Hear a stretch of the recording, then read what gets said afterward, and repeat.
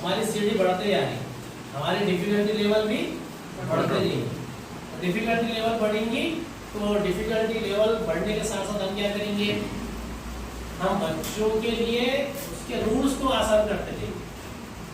अब इसमें यहाँ पर जाकर दो इम्पोर्टेंट स्टेप्स आती है, वो मेथड है। अब इसमें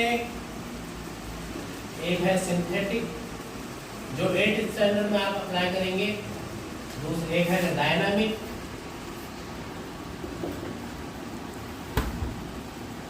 उसके बाद में अरिथमेटिक टू अलजेब्रिक,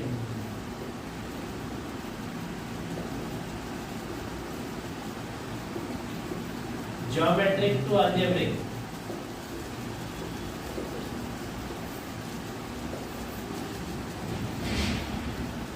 अब क्या हो रहा, मेथड चेंज हो जा रही है।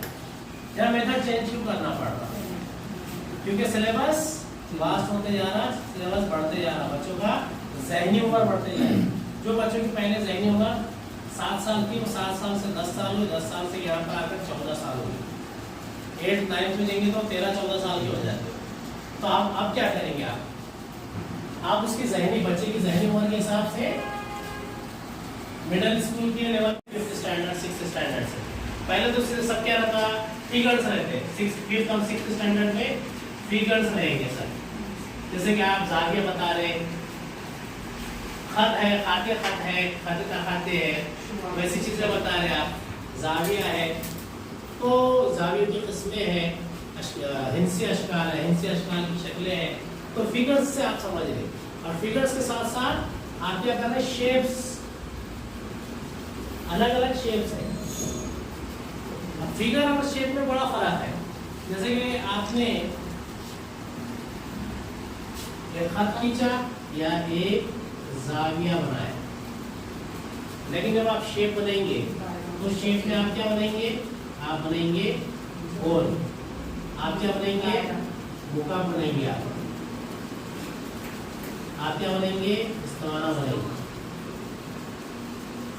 ये सब चीजें क्या है, यहाँ पर उनका इंट्रोडक्शन होना शुरू हो जाता है अलग अलग अशकार से। आप क्या कर सकते हैं, बहुत सारी चीजें इस्तेमाल कर सकते हैं, घरेलू सामान की चीजें। बच्चे आइसक्रीम खाते, आइसक्रीम क्या में खाते हो, कौन पे खाते हैं, पसंद। नसीबबाजी एक ज़ाब्ता है, ये जमा भी खौस की दूसरी, क्या है पूरा ज़ाब्ता, हाँ ये जमा भी, ये जमा भी, एक की दूसरी जमा, दो एक की जमा की दूसरी। आप दोनों में दोनों से